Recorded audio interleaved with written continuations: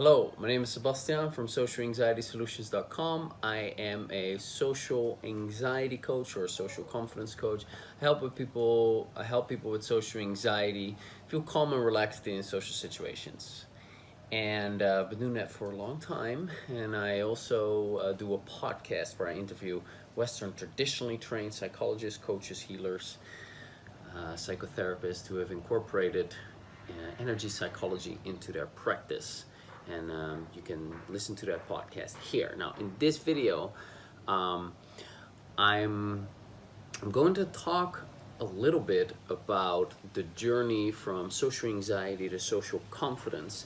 I'm going to share with you an example of a little session that I did with a friend, not on social anxiety, on something else, but that story will be a good example of how you can overcome a particular problem.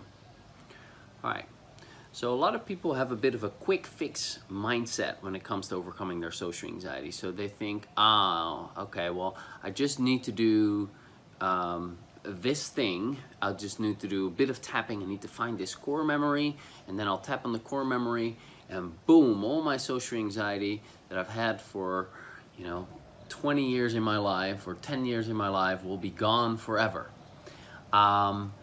That's not what I've experienced personally, and more than 8 years working as a coach, working only with socially anxious people, having worked with hundreds of people.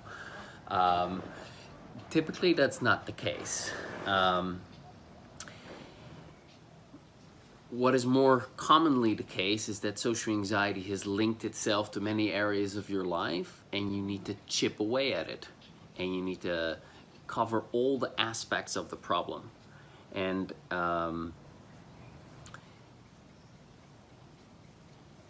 when you start working on it, you can actually make quick progress in that. For example, quick progress might mean your overall anxiety around people might be a 7 out of 10 strong, and you do an hour of tapping on the right target, and now your overall anxiety is only a 4 out of 10 strong. That can be quick progress.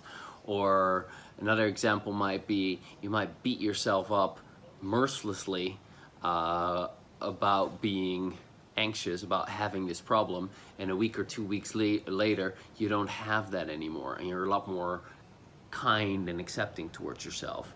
That's a massive shift that can happen in a relatively short time.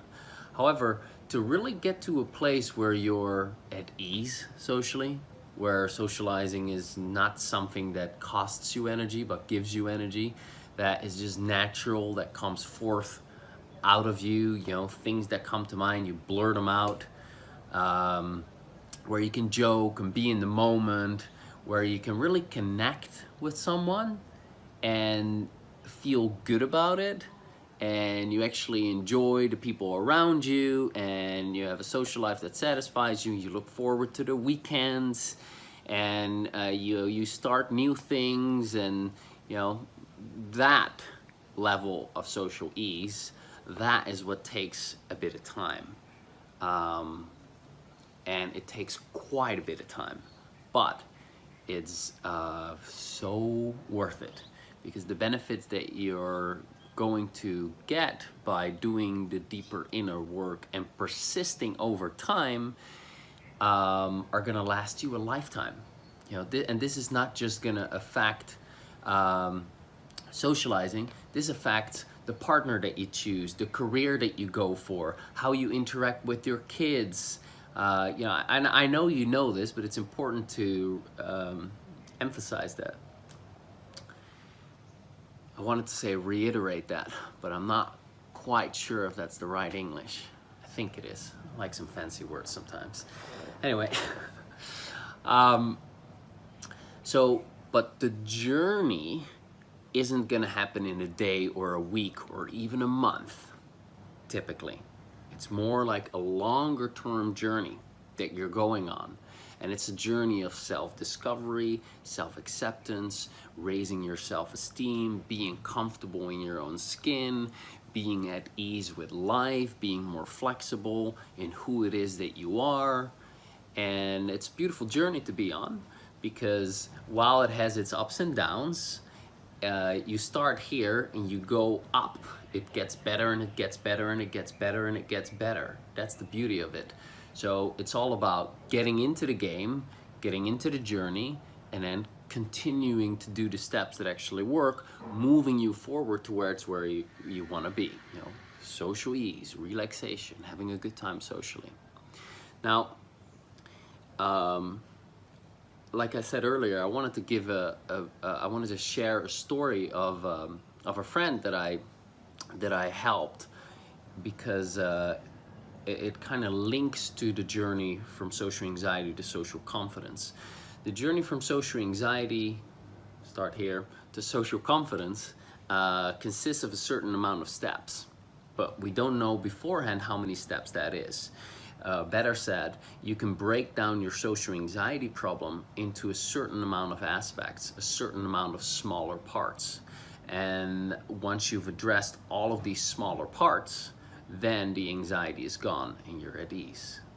Okay, now then there's also, you know, you want to be able to connect, and there are different levels of it, but basically, you know, from going from your problem state, social anxiety, to your outcome state, social ease, consists of a certain amount of aspects that need to be addressed, that need to be tapped on. Now, friend of mine, a new friend, and she had trouble driving a motorbike. She was scared to get on the bike. She was scared of making turns. She was scared of going up hills and all of that stuff. And when I met with her for lunch, she told me about this. I'm like, well, you know, there's a reason for that. There's a reason for why you have those fears. There's a reason for why you are more afraid of that than other people. She's like, oh yeah, maybe because I had an accident. I'm like, well, bingo. You know, that's most likely to be it. And I said, be happy to help you with it if you want. I do free sessions every now and then with my friends. And she's like, okay. And so last Saturday morning, we met at her place and we did some tapping. And so the tapping that we did was, we got rid of the resistance to working on the problem. We looked at the memory itself of the time that she had an accident, and we chunked that memory into smaller pieces, and then we addressed every piece one at a time. And then we looked at why she got into an accident in the first place. So she had some issues with control. We tapped on that. And then it's like, okay, well, how do you feel now when you think about getting onto a motorbike? And she said, I think I feel fine. Try to get upset about it. Okay, yeah, well, when I think about being at the intersection again, because I had asked her to rate that. That was one of the things that she was afraid of most. When I think about being in the intersection again, yeah, I still have some fear. Okay, great. Do some more tapping. How about now? Yeah, I don't feel anything. Okay, try to get yourself upset. Can you get upset about it? No, I can't. Great. Now let's test it out in the real world. So then we walked down and we both got on the motorbike, and I'm like, okay, now you're sitting on the motorbike. Any fear or worry or concern or anything in the way of you being comfortable riding this bike now? No, I'm not. I'm like, okay, because we're not trying to push you here. This is not like grit your teeth, face your fears, go through it. Because she had done that. She had actually posted on on a forum, hey, who can help me ride motorbike? And the day before, she had grit her teeth, faced her fears, and went for it. But she was just as scared after she had done it. You know, she felt a bit of confidence that she had conquered it and that kind of stuff, but not much, right? And now, so I told her, like, okay, well, we've dealt with your fears now. It's normal if you still have a bit of apprehension or still a bit of, you know, this is new because you haven't built up proper competence in driving yet. Because before she had gotten her accident, she wasn't a competent driver. That was the first or the second time she got on a motorbike. Right. Anyway, so we're sitting on the motorbike, so I asked her, any remaining fares? No. Okay, let's go. And so I drove slowly, and she followed, and we drove for about 5 minutes, and I stopped. I'm like, so how was it? Anything come up for you? She's like, yes. I'm like, what was it? Well, when cars passed me, I feared that they were gonna hit me. I'm like, aha, that's another aspect that we didn't know of when we were still comfortably sitting in your room doing the tapping. So let's address that. So we're on the street, you know, I'm like, even though I'm afraid that cars are gonna hit me, I accept myself and my feelings, you know, and she's tapping, and, you know, I'm like, how's that now? Well, it was a 7, but now it's about a 4. Okay, are you still afraid of the same thing? Well, now I'm more thinking about how the scooters were swerving around me. I'm like, okay, that's another aspect. Okay, let's tap on that. We tapped on that. How's it now? Can't get upset about it anymore. Really try it, because if you can do it now, then it might come back when you're on the motorbike. No, I can't. How do you feel about driving the motorbike? Fine. Are you sure? Yes. Okay, great. Go try it out and see what happens. And then, you know, later she sent me a text message, because I said, now you've been following me. Another test to see whether you're really done with your negative emotions is to go do it by yourself. And of course, I didn't send her onto Danger Street, just a simple street. And she drove home, and I said, well, any other aspects, any other smaller parts of your problem that came up? No, great, I feel fine, thank you so much, blah, blah, blah. So I'm sharing this story because this relates very much to the journey to overcoming social anxiety. However, her problem state was, I'm scared of driving the scooter, I can't drive scooter. Okay, motorbike, whatever. And her outcome was, I want to be comfortable driving a motorbike. And it took certain smaller parts of the problem that we took her problem, I'm scared of driving the motorbike, and we looked at, well, where does that come from? Well, it came from this time that she had this accident, and then we took that memory and we chopped that into smaller bits as well. And then we took each smaller bit and we aimed at it, we did the tapping of it, and we cleared that whole memory. Now that memory was no longer used as a resource for how to feel in the here and now.